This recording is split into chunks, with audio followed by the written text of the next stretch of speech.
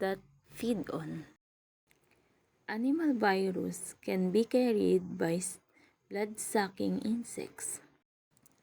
Influenza virus is spread by coughing and sneezing. Norovirus transmitted by the fecal-oral through hands, food, or water.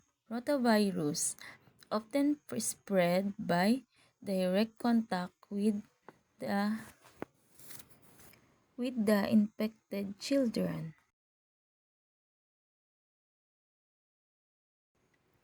Not all viruses causes disease. Some can reproduce without causing obvious harm.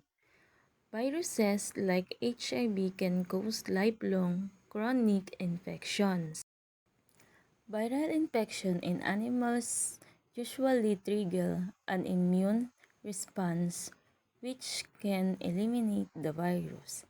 Vaccine can produce immune responses that give lifelong immunity to viral infections. Example, tobacco mosaic virus or TMV, the first known virus discovered by Martinus Beijerinck in 1899. It infects tobacco plants causing characteristic mosaic-like patterns on the leaves.